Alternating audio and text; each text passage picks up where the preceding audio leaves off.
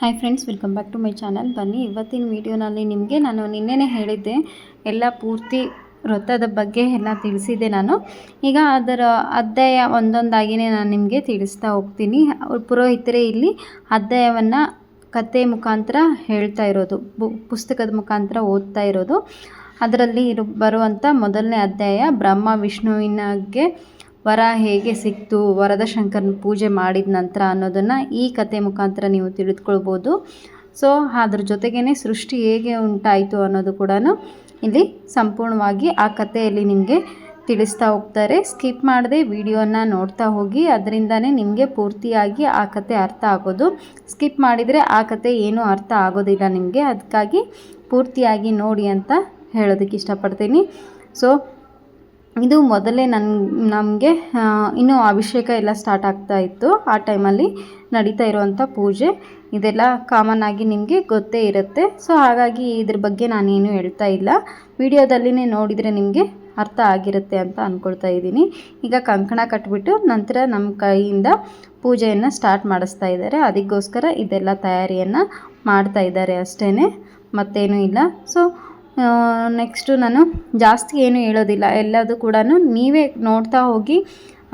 ಆದಷ್ಟು ಸ್ವಲ್ಪ ವಾಯ್ಸು ಆ ಕಡೆ ಈ ಕಡೆ ಅಂದರೆ ಮಕ್ಕಳು ಗಲಾಟೆ ಆಗಿರ್ಬೋದು, ಮನೆಯಲ್ಲಿ ಎಲ್ಲ ಏನೇನೋ ನಡೀತಾ ಇತ್ತಲ್ವ, ಒಂದು ಮನೆಯಲ್ಲಿ ಒಂದು ಕಾರ್ಯಕ್ರಮ ಪೂಜೆ ನಡೀತಾ ಇದೆ ಅಂದರೆ ಸ್ವಲ್ಪ ಗಲಾಟೆ ಅದು ಇದ್ದೇ ಇರುತ್ತಲ್ವ, ಆ ಥರ ಇದೆ. ಆದರೂ ಕೂಡ ಆದಷ್ಟು ಪೂರ್ತಿಯಾಗಿ ನಾನು ನಿಮ್ಮ ಜೊತೆ ಕ್ಲಿಯರಾಗಿಯೇ ಹಂಚ್ಕೊಳ್ಳೋದಕ್ಕೆ ಪ್ರಯತ್ನ ಪಟ್ಟಿದ್ದೀನಿ.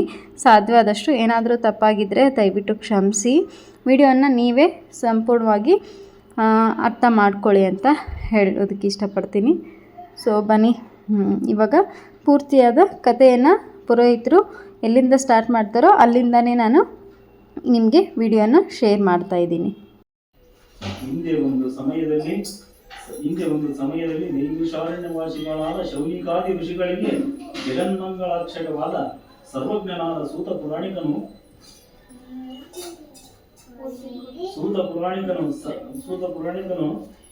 ಪ್ರಶ್ನೆ ಮಾಡಿದರು.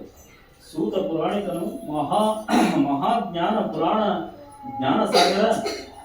ಜ್ಞಾನಸಾಗರ ವೇದಖ್ಯಾನವನ್ನು ಪುರಾಣ ಜ್ಞಾನ ಸಮುದ್ರನಾದ ಸೂತ ಪುರಾಣಿಕನು ಶೌನಿಕಾದಿ ಋಷಿಗಳಿಗೆ ಯಾವ ಪುಣ್ಯ ಚರಿತ್ರೆ ಶ್ರವಣದಿಂದ ಜಗತ್ ಕಲ್ಯಾಣವಾಗುವುದು, ಯಾವುದೊಂದು ಶ್ರೇಷ್ಠಕರವಾದ ಅಲ್ಪಾಶ್ರಮದಿಂದ ಮಹಾಫಲವನ್ನು ಕೊಡುವುದಾಗಿಯೂ ಮಾನವನ ಸಕಲ ಮನೋರಥಗಳು ಪೂರ್ಣ ಮಾಡುವುದಾಗಿಯೂ, ಯಾವುದು ಕಲಿಯುಗ ಪ್ರಾಬಲ್ಯ ಪಾಪ ಕರ್ಮ ನಿರಂತರವಾಗಿಯೂ ಮಾನವನ ದುಃಖ ನಾಶಕವಾಗಿಯೂ ಇರುವುದೊಂದು ಹಂತ ಶ್ರವಣಕರವಾದ ಸತ್ಕತೆಯನ್ನು ಹೇಳುವ ಹಾಗೂ ಯಾವ ವ್ರತ ಮಾಡುವುದರಿಂದ ಜೀವಿಗಳು ಕ್ಲೇಶ ನಾಶವಾಗುವುದು, ಅಂತ ವ್ರತವ್ಯಾವುದಾದರೂ ಇದ್ದರೆ ಏಳೆಂದು ಪ್ರಶ್ನೆ ಮಾಡಿದರು.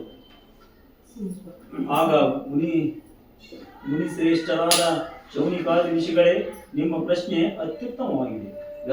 ಭವಿಷ್ಯ ಪುರಾಣ ವ್ರತ ವಿಧಾನ ಖಂಡದಲ್ಲಿ ರೌಂಚ ಪರ್ವತ ನಿವಾಸಿಗಳಾದ ಅಗಸ್ತ್ಯನು ಶ್ರೀ ಷಣ್ಮುಖನಿಗೆ ಇದೇ ಪ್ರಶ್ನೆ ಮಾಡಿದ್ದಾನೆ. ಅದಕ್ಕೆ ಉತ್ತರ ಷಣ್ಮುಖ ಸ್ವಾಮಿಯು ಶ್ರೀ ವರದಶಂಕರ ವ್ರತವನ್ನು ಬೋಧಿಸಿದ್ದಾನೆ. ಅದನ್ನೇ ನಿಮಗೆ ಹೇಳುತ್ತೇನೆ, ಸಾವಧಾನ ಚಿತ್ತರಾಗಿದೆ.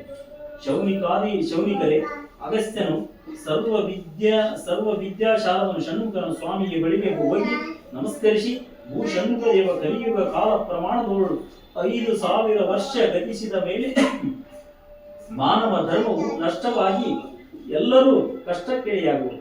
ಆಗ ಸಂಸಾರ ಸಪ್ತರಾದ ಜೀವಿಗಳ ದುಃಖ ನಾಶವಾಗಿ ಸುಖ ಶಾಂತಿಯನ್ನು ಲಭಿಸಬೇಕಾದರೆ ಯಾವ ಮಾರ್ಗವನ್ನು ಹಿಡಿಯಬೇಕು ಅಂತ ಯಾವುದಾದರೂ ಉಪಾಯ ಇದ್ದರೆ ನಮಗೆ ಹೇಗೆ ಹೇಳೆ ಎಂದು ಹೇಳಲಾಗಿ, ಅಗಸ್ತ್ಯನು ಷಣ್ಮುಖನ ಸ್ವಾಮಿ ಬ್ರಹ್ಮಜ್ಞಾನಿಯಾದ ಅಗಸ್ತ್ಯನಿಗೆ ಸರ್ವ ಪ್ರಾಣಿಗಳ ಹಿತಕ್ಕಾಗಿ ನೀನು ಮಾಡಿದ ಪ್ರಶ್ನೆ ಉತ್ತರವನ್ನು ಹೇಳುತ್ತೇನೆ ಕೇಳು.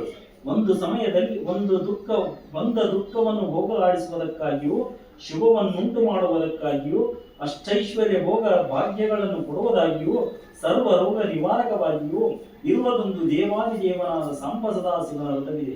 ಅದಕ್ಕೆ ಶ್ರೀ ವರದಶಂಕರ ವ್ರತವೆನ್ನುತ್ತಾರೆ. ಆ ವ್ರತವನ್ನು ಮಾಡುವುದರಿಂದ ನಿಶ್ಚಯವಾಗಿ ಸರ್ವ ದುಃಖಗಳು ನಾಶವಾಗುತ್ತವೆ.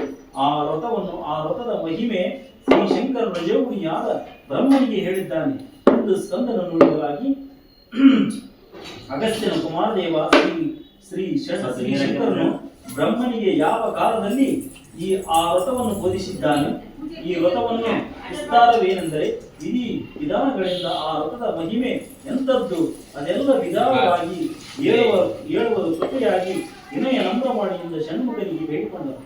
ಆಗ ಷಣ್ಮುಖನು ಎಲ್ಲೋ ಕುಂಭೋದ್ಭವ ಅಗಸ್ತ್ಯಮು ಮಹಾಮುನಿಯೇ, ಸರ್ವ ಪಾಪ ನಾಶಕವಾಗಿಯೂ ನಾಶಕನಾದ ಶ್ರೀ ವರದಶಂಕರ ದೇವಾದಿದೇವನಾದ ವ್ರತದ ರಹಸ್ಯವನ್ನು ಹೇಳುತ್ತೇನೆ ಕೇಳು. ಹಿಂದೆ ಎಂದೋ ಒಮ್ಮೆ ಜಗತ್ತಿನ ಮಹಾ ಪ್ರಳಯದಲ್ಲಿ ಸಮುದ್ರದಲ್ಲಿ ಸಹೈಚ್ಛವಾಗಿ ಬಹುಸ್ಯ ಪ್ರಜಾಯಂತೆ ಎಂಬ ಶ್ರುತಿಯಂತೆ ಜಗತ್ ಕಲ್ಯಾಣವಾಗುವುದು. ಪರಮಾತ್ಮ ಚರಾತ್ಮಕವಾದ ಜಗತ್ತಿನ ಸೃಷ್ಟಿಗೆ ಸಂಕಲ್ಪಿಸಿದನು. ಆ ಸೃಷ್ಟಿ ರಕ್ಷಣೆಗೆಂದು ಮಹಾವಿಷ್ಣು ಅವತರಿಸಿದರು. ಯೋಗ ನಿದ್ರಾಸಕ್ತನಾದ ಆಗ ವಿಷ್ಣುವು ನಾಭಿಯಲ್ಲಿ ಬ್ರಹ್ಮನು ಹುಟ್ಟಿ ಬಂದನು. ಹೀಗೆ ತ್ರಿಮೂರ್ತಿಗಳ ಅವತಾರಗಳನ್ನು ಬ್ರಹ್ಮನು ಜಗತ್ಪ್ರಳಯದಲ್ಲಿ ಜಲಮಯವಾಗುವುದನ್ನು ಕಂಡು ದಿಗ್ಭ್ರಾಂತರಾಗಿ ತಾನು ಮುಂದೇನು ಮಾಡಬೇಕೆಂಬುದನ್ನು ಆಲೋಚಿಸುವಷ್ಟರಲ್ಲಿ ವಿಷ್ಣುವಿನಿಂದ ಎಡಬಲ ಕಿವಿಗಳಿಂದ ಮಧುಕೈಟವರೆಂಬ ಈವ ಮಾಯಾ ರಕ್ಕಸರು ಚರಚಾಪ ಗಂಟುಗೆ ಧರಿಸಿ ಅರ್ಬಡಿಸುತ್ತ ಹೊರಗೆ ಬಂದು ಬ್ರಹ್ಮನನ್ನು ನೋಡಿ ಕೋಪೋದೃಷ್ಟಿಕನಾಗಿ ಮುಷ್ಟಿಯಿಂದ ಅವರನ್ನು ಕೊಲ್ಲಲಿಕ್ಕೆ ಹೋಗಲು ಬ್ರಹ್ಮನು ಆ ದೈತ್ಯರ ಎಷ್ಟೋ ದಿನ ಯುದ್ಧ ಮಾಡಿದರೂ ಆದರೂ ಆ ದುಷ್ಟ ರಕ್ಕಸರು ಗೆಲ್ಲುವುದಾಗಲಿಲ್ಲ. ಆಗ ಬ್ರಹ್ಮನು ಚಿದಾಕ್ರಾಂತನಾಗಿ ಪರಮಾತ್ಮನನ್ನು ಧ್ಯಾನ ಮಾಡಿದನು. ಹೇಗೆಂದು ದೇವ, ಶರಣಾಗತ ರಕ್ಷಕ, ಪರಿಪಾಲಕ, ದುರುಳ ದೈತ್ಯರಿಂದ ಉಂಟಾದ ಸಂಕಟವನ್ನು ದೂರ ಮಾಡು. ಜಗದೋದ್ಭವನೇ, ನಿಷ್ಕಂಟಕವಾದ ನನ್ನೊಡನೆ ಯುದ್ಧವನ್ನು ಆರಂಭಿಸಿದ್ದಾರೆ. ಇವರನ್ನು ಸಂಹರಿಸಿ ನನ್ನನ್ನು ರಕ್ಷಿಸುವಲ್ಲಿ ನಿನ್ನ ಹೊರತು ಮತ್ತಾರು ಸಮರ್ಥರು? ದೀನಬಂಧವ ಜಗನ್ನಾಥ, ಇವರನ್ನು ನಾಶ ಮಾಡುವುದು ನನ್ನಿಂದಾಗದು. ಇವರನ್ನು ಸಂಹರಿಸ ಮಹಾವಿಷ್ಣುವಿನ ಸಮರ್ಥನಾಗಿರುವನು. ಅವನೀಗ ಯೋಗಾನುಭವಿಯಲ್ಲಿದ್ದಾನೆ. ಅವನನ್ನು ಎಚ್ಚರಿಸಿ ಆ ದುಷ್ಟನನ್ನು ಸಂಹರಿಸಿ ನನಗುಂಟಾದ ದುಃಖವನ್ನು ಪರಿಹರಿಸಲೇಬೇಕೆಂದು ಬ್ರಹ್ಮನು ಪರಶಿವನನ್ನು ಪ್ರಾರ್ಥಿಸಿದನು. ಬ್ರಹ್ಮನ ಪ್ರಾರ್ಥನೆಯಿಂದ ಸಂತುಷ್ಟನಾದ ಶಿವನು ಆ ಶರೀರವಾಣಿಯಿಂದ ನುಡಿದಿದ್ದೇನೆಂದರೆ ಸಂಕಲ್ಪ, ಓ ಬ್ರಹ್ಮನೇ, ಚಿಂತಿಸಬೇಡ. ವಿಧಿವತ್ತಾಗಿ ಶ್ರೀ ವರದಶಂಕರ ವ್ರತವನ್ನು ಮಾಡು. ನಿನ್ನ ದುಃಖ ದೂರವಾಗುವುದೆಂದು ಆ ಶರೀರವಾಣಿಯಿಂದ ಕೂಡಲೇ ಬ್ರಹ್ಮನಿಗೆ ಶ್ರೀ ವರದಶಂಕರ ವ್ರತವನ್ನು ಮಾಡೆಂದು ಸಜಲಪಾಣಿಯಿಂದ ಸಂಕಲ್ಪ ಮಾಡಿದ. ಆ ಸಂಕಲ್ಪ ಮಾತ್ರದಿಂದಲೇ ಯೋಗಾನಿದ್ರಾಸಕ್ತನಾದ ವಿಷ್ಣು ಎಚ್ಚರಾದನು. ಇಷ್ಟಾದ ಬಳಿಕ ಮತ್ತೆ ಷಣ್ಮುಖನು ಅಗಸ್ತ್ಯನಿಗೆ ಹೇಳಿದ್ದೇನೆಂದರೆ, ಅಗಸ್ತ್ಯನಿಗೆ ಯೋಗಾನಿದ್ರೆಯಿಂದ ಎದ್ದು ವಿಷ್ಣುವು ಆಗ ದೈತ್ಯರ ಪೀಡೆಗೊಳಗಾದ ಬ್ರಹ್ಮನನ್ನು ನೋಡಿ ಕನಿಕರದಿಂದ ದುಷ್ಟರಾದ ರಕ್ಕಸರ ಮೇಲೆ ಸಿಟ್ಟಾಗಿ, ಎಲ್ಲೋ ದುಷ್ಟಾತ್ಮರೇ, ಬನ್ನಿ, ಹೀಗೆ ನನ್ನೊಡನೆ ಯುದ್ಧವನ್ನು ಮಾಡಬಂದಿದೆ ಎಂದು ಕರೆಯಲು ಆ ದೃಢ ರಕ್ಕಸರು ಕೂಡಲೇ ಭಗವಾನ್ ಶ್ರೀ ಹರಿಯೊಡನೆ ಯುದ್ಧವನ್ನು ಆರಂಭಿಸಿದರು. ಆ ರಕ್ಕಸರೊಡನೆ ವಿಷ್ಣುವು 5,000 ವರ್ಷ ಕಾದಿಹನು. ಆದರೂ ಆ ರಕ್ಕಸರು ಸೋಲಲಿಲ್ಲ. ಆಗ ವಿಷ್ಣು ಮಹಾಮಾರಿಯ ರಕ್ಕಸರನ್ನು ತನ್ನ ಆಟ ಏನು ನಡೆಯದೆ ಮೈಸೋತು ನಿರ್ಮಿಂಜನಾಗಿ ಎಲ್ಲಿಯಾದರೂ ಪಲಾಯನ ಮಾಡಬೇಕೆಂದು ಆಲೋಚಿಸುವಷ್ಟರಲ್ಲಿ ಆ ದೈತ್ಯರು ವಿಷ್ಣುವಿನ ನಮ್ಮೊಡನೆ ಯುದ್ಧವನ್ನು ಮಾಡಲು ಆರಂಭಿಸಿದ. ಎಲ್ಲಿಗೆ ಹೋಗಿವೆ, ನಿಲ್ಲು, ನಿನ್ನ ಸಾಮರ್ಥ್ಯವನ್ನು ತೋರಿಸು ಎನ್ನಲಾಗಿ ವಿಷ್ಣು ಆ ದೈತ್ಯರಿಗೆ ಕಾಣದಂತೆ ಸಮುದ್ರದಲ್ಲಿ ಅಡಗಿ ಕೂತನು. ಆ ದುಷ್ಟರ ದಾನವರು ಎಷ್ಟೋ ಹುಡುಕಿದರೂ ಸಿಗಲಿಲ್ಲ. ಹೀಗೆ 100 ವರ್ಷಗಳು ಕಳೆದವು. ಆದರೂ ವಿಷ್ಣುವಿಗೆ ಆ ರಕ್ಕಸರ ಭಯ ತಪ್ಪಲಿಲ್ಲ. ಆಮೇಲೆ ವಿಷ್ಣುವು ದಾನವನ ಭಯ ನಿವಾರಣೆಗಾಗಿ ದಿವ್ಯವಾಣಿಯಿಂದ ಸಂಬಸದ ಶಿವನನ್ನು ಸ್ತುತಿಸಿದರು. ಎಂದರೆ, ದೇವಾದಿದೇವ, ಮಾಯಾದೀಶ್ವರ, ಜಗದೀಶ್ವರ, ಜಗದಾಧಾರ, ಶ್ರುತಿಗಳ ಜ್ಞಾನಿಗಳಿಗೆ ಅಗೋಚರ, ಶಂಕರ, ಸಕಲ ಲೋಕ ಪಾಲಕ, ಕಾಪಾಡು ಎಂದು ವಿಷ್ಣು ಶಿವನನ್ನು ಸ್ತುತಿಸಲಾಗಿದೆ. ಇಂದು ವಿಷ್ಣುವು ಆ ಶಿವನನ್ನು ಸ್ತುತಿಸಲಾಗಿ ಜಗದೋದ್ಭವನಾದ ಮಹಾದೇವನು ಪ್ರತ್ಯಕ್ಷನಾದನು.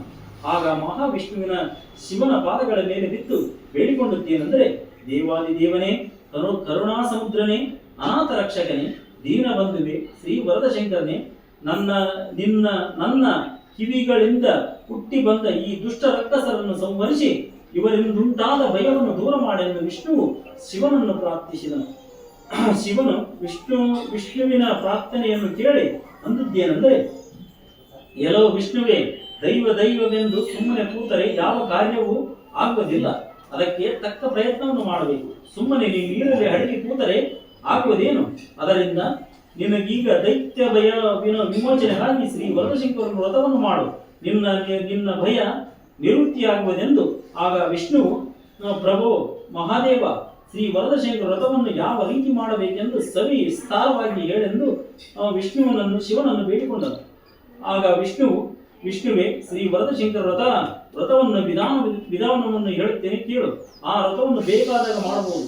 ಆ ವ್ರತವನ್ನು ಮಾಡುವ ದಿನ ಮನೆಯಲ್ಲಿ ಮಂಟಪವನ್ನು ರಚಿಸಿ ಅಳಿಲು ತೋರಣಗಳಿಂದ ಅಲಂಕರಿಸಿ ಮಂಟಪ ಮಧ್ಯದಲ್ಲಿ ಮಂಚವನ್ನು ಹಾಕಿ ಅದರ ಮೇಲೊಂದು ತುಂಬಿದ ಕಲಶವನ್ನಿಟ್ಟು ಆ ಕಲಶದ ಮೇಲೆ ಅಕ್ಕಿಯನ್ನು ಸುರಿವಿ ಒಂದು ಹರವಾದ ಪಾತ್ರೆಯನ್ನಿಟ್ಟು ಆ ಪಾತ್ರೆಯೊಳಗೆ ಒಂದು ಬೆಳ್ಳಿಯ ಶ್ರೀ ವರದಶಂಕರನ ಮೂರ್ತಿಯನ್ನು ಸ್ಥಾಪಿಸಬೇಕು.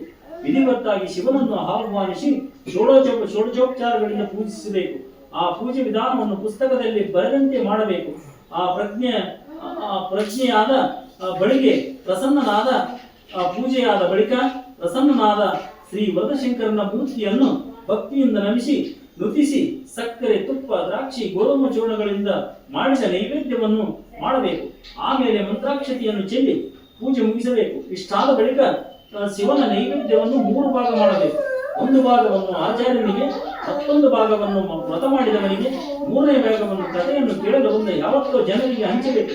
ಆ ಬಳಿಕ ಮಹೇಶ್ವರರನ್ನು, ಇಷ್ಟಮಿತ್ರರನ್ನು ಮೃಷ್ಟಾನ್ನದಿಂದ ಸಂತೋಷಪಡಿಸಿ ಇಂತೆಂದು ಶಿವನು ವಿಷ್ಣುವಿಗೆ ಶ್ರೀ ವರದಶಂಕರ ವ್ರತವಿಧಾನವನ್ನು ಹೇಳಲಾಗಿ ಆಗ ವಿಷ್ಣುವು ಅಂದರೆ ದೇವ ಮಹಾದೇವ ಹೇಳಿದ ಈ ವರದಶಂಕರನ ವ್ರತ ವಿಧಾನವನ್ನು ಗೊತ್ತಾಯಿತು.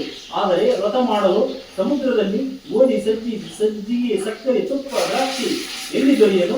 ಅವುಗಳೆಲ್ಲ ಈ ವ್ರತವನ್ನು ಮಾಡುವ ಹಾಗೆ ಇಲ್ಲ ಎಂದೆನ್ನಲು ವಿಷ್ಣುವು ಯಾವಾಗ್ಯೆ ಯಾವ ಪದಾರ್ಥವನ್ನು ದೊರೆಯುವುದೋ ಅದರಿಂದಲೇ ವ್ರತವನ್ನು ಮಾಡಬೇಕು.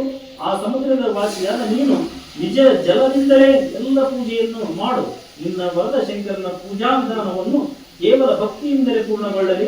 ನಿನ್ನ ಇಷ್ಟಾರ್ಥ ನೆರವೇರುವುದು, ನಿನಗೆ ದುಷ್ಟರ ಭಯ ತಪ್ಪುವುದು ಎಂದು ಹೇಳಿ ಶಿವನು ನಿಂತಲೇ ಅಂತರ್ಧನಾಗಲು ಬಳಿಕ ಆ ಷಣ್ಮುಖನು ಅಗಸ್ತ್ಯನಿಗೆ ಹೇಳುತ್ತಾನೆ. ಶಿವನು ಅಂತರ್ಧನಾದ ಮೇಲೆ ವಿಷ್ಣುವು ವಿಧಿವತ್ತಾಗಿ ಶ್ರೀ ವರದಶಂಕರ ವ್ರತವನ್ನು ಮಾಡಿದನು. ವ್ರತ ಪೂರ್ತಿಯಾದ ಮೇಲೆ ಶ್ರೀ ವರದಶಂಕರನ ಕಥೆಯನ್ನು ಹೇಳಬೇಕೆಂದು ವಿಷ್ಣುವು ಚಿಂತಿಸಲಾಗಿತ್ತು.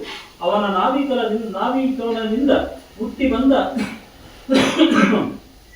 ಬ್ರಹ್ಮನೇ ಬಂದು ಅವನ ಮುಂದೆ ನಿಂತು 4 ದಿಕ್ಕುಗಳನ್ನು ನೋಡಲಾಗಿ ಆಗ 4 ವೇದಗಳು ಹುಟ್ಟಿದವು. ಆ 4 ವೇದಗಳಿಂದಲೇ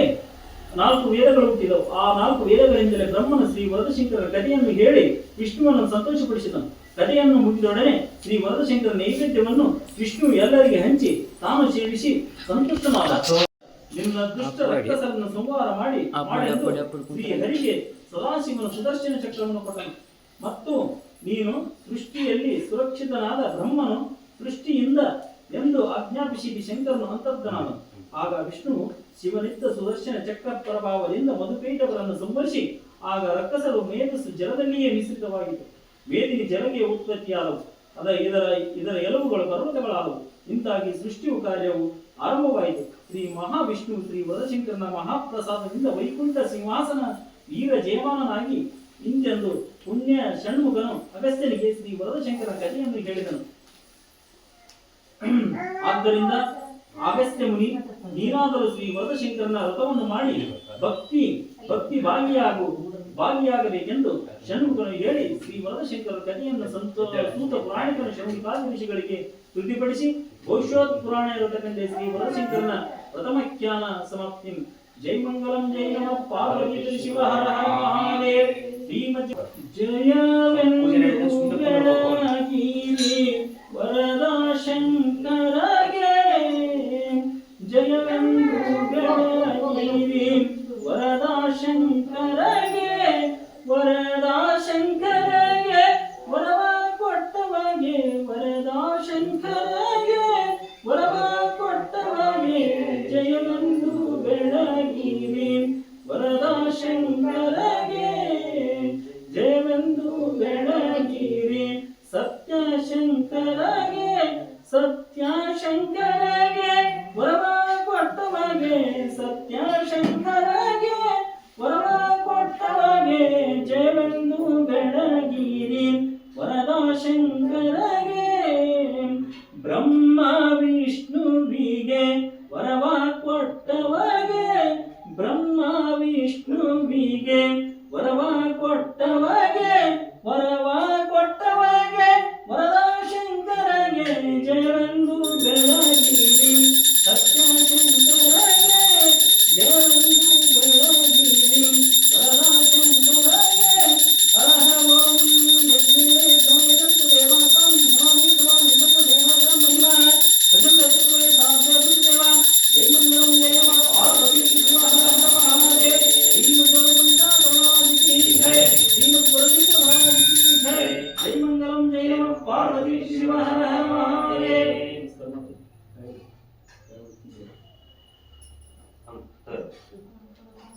ಇಲ್ಲಿವರೆಗೂ ಈ ಕಥೆಯನ್ನು ಕೇಳಿರೋ ನಿಮ್ಮೆಲ್ರಿಗೂ ಕೂಡ ವರದ ಶಂಕರ ನೀವು ಬಯಸಿದಂಥದ್ದೆಲ್ಲದೂ ಕೂಡ ನಿಮಗೆ ಕರುಣಿಸಲಿ ಅಂತ ಆ ದೇವರಲ್ಲಿ ಪ್ರಾರ್ಥಿಸುತ್ತಾ, ಮತ್ತು ಮುಂದಿನ ಅಧ್ಯಾಯವನ್ನು ಮುಂದಿನ ವೀಡಿಯೋನಲ್ಲಿ ನಾನು ನಿಮ್ಮ ಜೊತೆ ಹಂಚ್ಕೊಳ್ತಾ ಇದ್ದೀನಿ.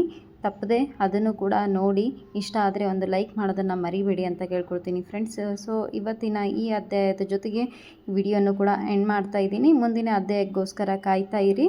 ಮತ್ತು ನಾನು ನೆಕ್ಸ್ಟ್ ವೀಡಿಯೋನಲ್ಲಿ ಸಿಗ್ತೀನಿ. ಇನ್ನು ಯಾರೆಲ್ಲ ನನ್ನ ಚಾನಲ್ಗೆ ಸಬ್ಸ್ಕ್ರೈಬ್ ಮಾಡ್ಕೊಂಡಿಲ್ವೋ ದಯವಿಟ್ಟು ಸಬ್ಸ್ಕ್ರೈಬ್ ಮಾಡ್ಕೊಳ್ಳಿ, ಸಪೋರ್ಟ್ ಮಾಡಿ ಅಂತ ಕೇಳ್ಕೊಳ್ತೀನಿ. ಮತ್ತೆ ಸಿಗೋಣ. Thanks for watching.